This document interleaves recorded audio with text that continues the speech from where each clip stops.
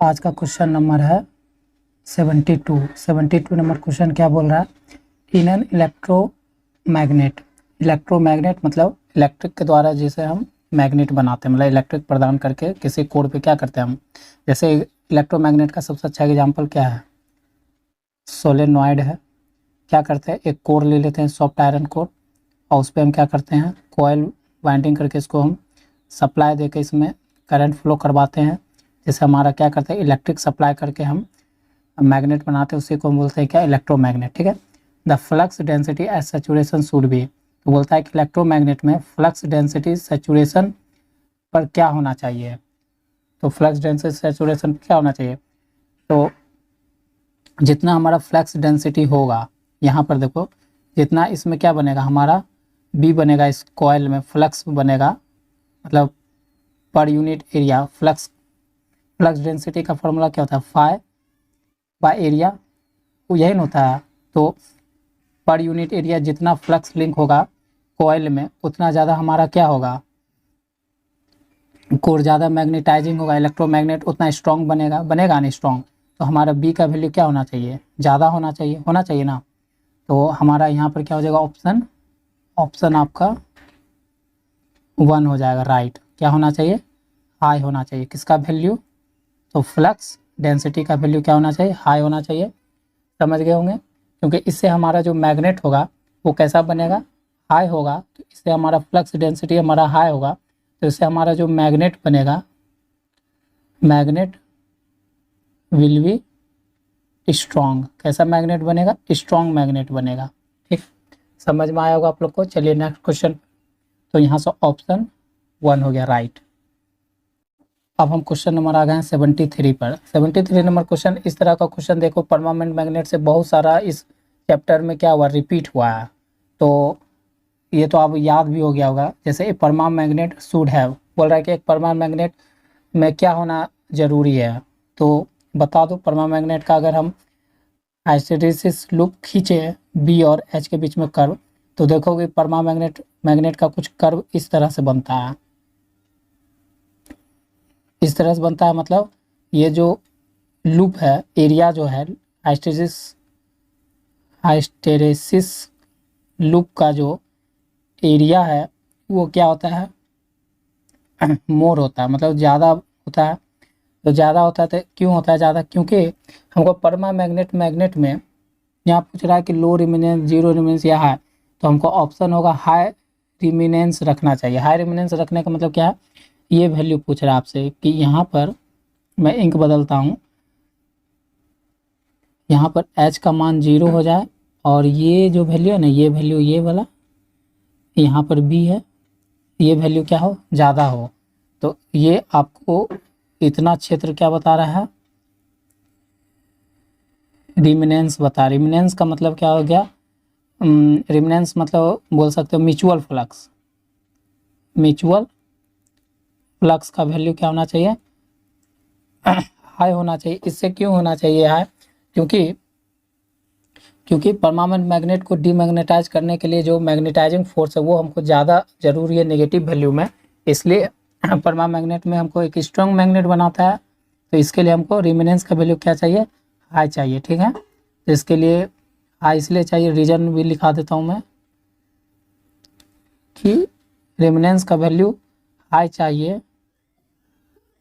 क्यों चाहिए, तो कारण लिख लो कि सो डैट द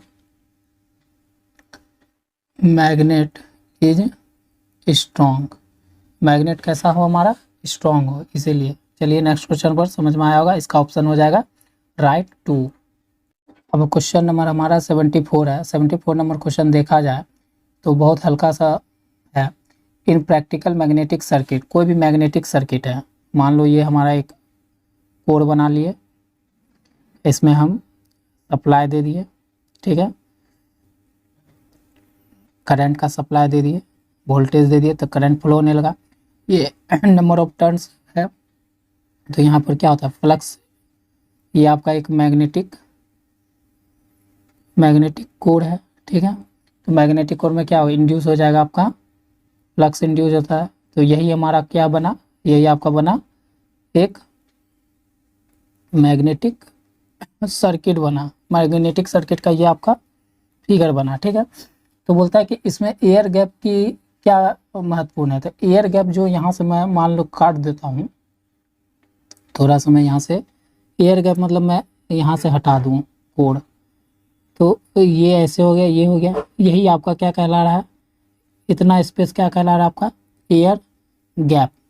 तो एयर गैप, तो एयर गैप बोल रहा है कि कोई भी मैग्नेटिक सर्किट में एयर गैप का वैल्यू क्या होना चाहिए। तो याद रखिए कि एयर गैप का वैल्यू क्या होना चाहिए, वेरी स्मॉल होना चाहिए। क्या होना चाहिए, वेरी स्मॉल होना चाहिए, वेरी स्मॉल होना चाहिए। एयर गैप का वैल्यू क्या होना चाहिए, वेरी स्मॉल होना चाहिए। क्यों होना चाहिए, क्योंकि एयर गैप के होने से जो लिंकेज फ्लक्स है, क्या है, लिंकेज फ्लक्स, वो किस में चला जाता है हमारा, as a leakage linkage flux. जो ये जो फाई यहाँ पर क्या है, कोर में लिंकेज फ्लक्स है, ठीक है। लेकिन जब हमारा एयर गैप होगा तो यहाँ पर देखो कोर यहाँ से यहाँ तक है, तो हमारा ये जो फ्लक्स है, ये फ्लक्स क्या होगा, बाहर की ओर फैलेगा, ठीक है, बाहर की ओर फैलेगा। तो हमारा वो फ्लक्स क्या कहलाता है, लीकेज फ्लक्स कहलाता है, लीकेज फ्लक्स। तो लीकेज फ्लक्स आ जाने से हमारा क्या होगा, फ्लक्स का एक तरह का वेस्टेज होगा।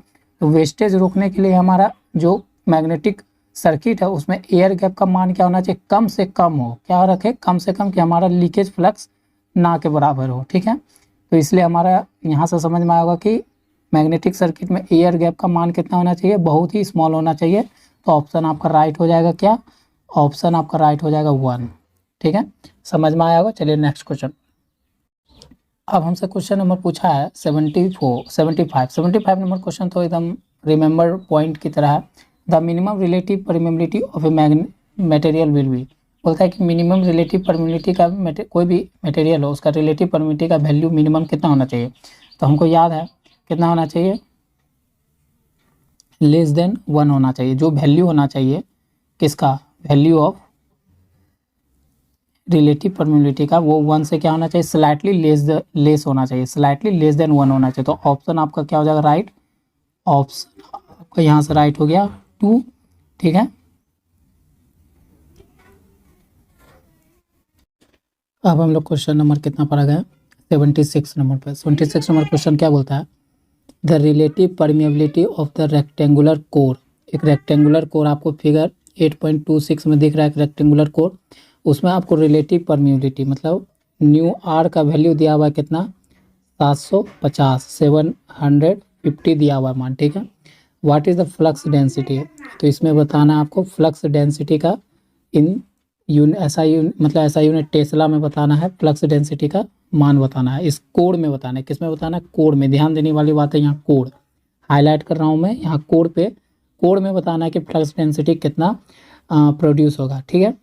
तो इसके लिए हमको ये निकालने के लिए हम फॉर्मूला जानते हैं कि वी नो डैट, किस में निकालना है, ध्यान देना है यहाँ पर, कोड में, किस में निकाल रहे हैं, कोड में। तो कोड में फ्लक्स डेंसिटी बी बराबर क्या हो जाएगा, न्यू मटेरियल में निकाल रहे हैं ना, कोर एक तरह मटेरियल होगा, तो न्यू आर बाय एच, ये फॉर्मूला लगेगा, इसमें क्या लगेगा, ये फॉर्मूला। तो ये लगाने के लिए क्या है हमारे पास, तो हमको यहाँ पर फिर हमको यहाँ एच चाहिए, तो एच निकालने के लिए क्या फॉर्मूला बन जाएगा, एच निकालने के H into L into equal to N into I जानते हैं। तो एच बराबर क्या हो जाएगा, N into I by L. यहाँ पर एन आपका नंबर ऑफ टर्न्स है, आई हमारा करंट है, एल हमारा मीन लेंथ ऑफ कोर है, ठीक है। तो ये निकालना होगा तो हमको पहले एल चाहिए, क्योंकि एन गिवन में देखोगे आप तो एन जो है नंबर ऑफ टर्न्स आपको 35 दिया हुआ है, यहाँ पर देखो 35 दिया हुआ है, और आई जो करंट हमारा दिया हुआ है 0.2 एम्पियर दिया हुआ है, यहाँ पर देखो दिया हुआ है। तो हमको एच निकालने के लिए क्या चाहिए, मीन लेंथ का रिक्वायरमेंट है। तो मीन लेंथ कैसे निकलेगा, तो ये कोर कैसा है हमारा, कोर हमारा एक रेक्टेंगुलर कोर है, तो हमको रेक्टेंगुलर का अथी लगाना होगा। कोर हमारा किस तरह का है, रेक्टेंगुलर शेप का है ना, रेक्टेंगुलर शेप का है। तो रेक्टेंगुलर शेप का है तो हम मीन लेंथ कैसे निकाल सकते हैं, मीन लेंथ का मतलब क्या, पेरीमीटर। मीन लेंथ का मतलब क्या होता है, पेरीमीटर निकाल लेंगे तो हो जाएगा। तो रेक्टेंगुलर का पेरीमीटर क्या होता है, 2 इंटू एल प्लस बी होता है। तो 2 इंटू एल हमारा कितना है, एल हमारा देखो यहाँ पर है 5 और ब्रेथ कितना है 2 रेक्टेंगुलर का। तो यहाँ पर क्या हो जाएगा, अच्छा यहाँ पर सेंटीमीटर में, तो हम मीटर में लिख लेते हैं। तो क्या हो जाएगा 0.05, ये मीटर में लिख रहे हैं, ठीक है, और 0.02। तो एल बराबर क्या होगा 2 गुना 7 0.0। तो एल बराबर क्या निकल जाएगा 14.14 मीटर। हम मीन लेंथ निकाल लिए किस में, मीटर में। तो अब इससे किस में शिफ्ट कर जाते हैं, एच में जाते हैं एच निकालने के लिए। तो एच बराबर हम क्या जानते हैं, N into I by L. तो एन हमारा कितना दिया हुआ था 35, करंट दिया हुआ था 0.2 एम्पियर और मीन लेंथ दिया हुआ था 0.14। यहाँ से डेसिमल उड़ा देते इससे, तो ऊपर 100, इसका डेसिमल है 10, एक जीरो से एक जीरो खत्म, 2 से 7 बार में ख़त्म, 7 से 5 बार में, एम्पियर टर्न पर मीटर। ये निकल गया हमारा क्या, अच्छा सॉरी एक 10 जीरो भी तो बच रहा है। तो 50 एम्पियर टर्न पर मीटर हमारा मैग्नेटाइजिंग फोर्स का वैल्यू निकल गया। जब ये निकल गया तो हमको एक बात और ध्यान देना है कि हमारे पास जो फॉर्मूला है बेसिक फॉर्मूला, वो हमारा क्या कोण के लिए निकालना है। कोण में तो न्यू एम चाहिए, मतलब जो एब्सोल्यूट परमेबिलिटी किसका चाहिए, मटेरियल का चाहिए।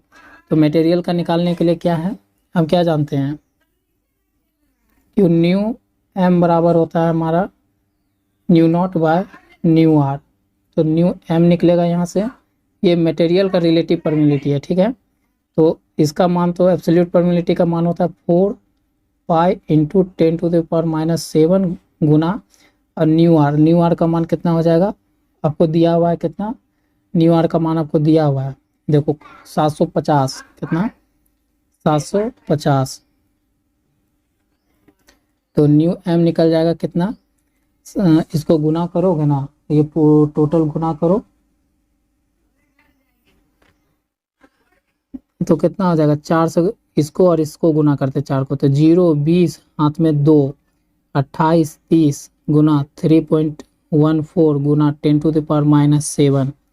तो न्यू एम बराबर क्या हो जाएगा, यहाँ से दशमलव उड़ा 2 जीरो से 2 जीरो खत्म, तो 30 गुना 10⁻⁻7 बचेगा इतना,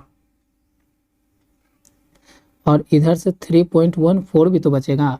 और जब इसको पूरा गुना कर लोगे तो आपके पास एक वैल्यू निकल जाएगा 9.42 गुना 10⁻⁻4,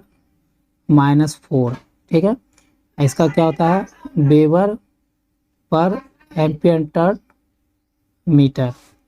तो रिलेटिव परमेबिलिटी मीडियम का हम निकाल लिए 9.42 इंटू 10⁻⁻4 निकाल लिए।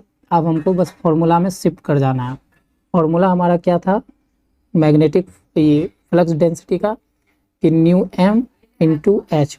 तो बी बराबर क्या हो जाएगा, इसका वैल्यू रख देंगे 9.42 गुना 10⁻⁻4 गुना ये 50, ये हटेगा तो 10। तो बी बराबर कितना होगा, एक जीरो से एक जीरो खत्म, 5 से 2 खत्म, 942/2 गुना 10⁻⁻4 होगा। 2 से ये काट दोगे तो 4 का 8 बचा 1 7 का 14, 1 गुना 10⁻⁻4 इतना होगा। इसको अगर हम दशमलव बी इक्वल टू कर दें तो इसको हम 471 बाय इतना लिख सकते हैं 40। तो हमारा क्या हो जाएगा, इधर और कुछ अंक होगा, समझे, क्योंकि प्रॉपर हम गुना नहीं कर रहे हैं। तो हमारा यहाँ पर निकलेगा क्या 0.471 और कुछ और होगा। तो आपका अप्रॉक्स में ये वैल्यू इतना टेस्ला किस में आ जाएगा, अप्रॉक्स डाटा आपका आ जाएगा, ठीक है। तो ये क्या आपका flux density in core, flux density in core निकल गया कितना 0.471 टेस्ला। समझ में आएगा आप लोग को ये सवाल, बहुत अच्छा सवाल था। यहाँ हम लोग को समझना था कि मटेरियल में निकालना है, ठीक है। इसलिए हम यहाँ पर ले रहे हैं मटेरियल का रिलेटिव परमेबिलिटी ले रहे हैं, ठीक है, एब्सोल्यूट परमेबिलिटी जिसे बोलते हैं, ठीक है। तो चलिए आपसे फिर मुलाकात होगी नेक्स्ट क्वेश्चन में। अगर थोड़ा सा नॉइज आया होगा आवाज़ का तो इसके लिए आप हमको क्षमा करें। आप इस वीडियो को लेकिन पूरा देखिए, नॉइज़ थोड़ा सा आ गया है, सुबह मैं वीडियो शूट कर रहा हूँ इसलिए। अगर आप मेरे चैनल पर न्यू हैं तो चैनल को सब्सक्राइब करें और बेल आइकॉन घंटी बजा लें, क्योंकि आपको पहले नोटिफिकेशन मिलेगा। और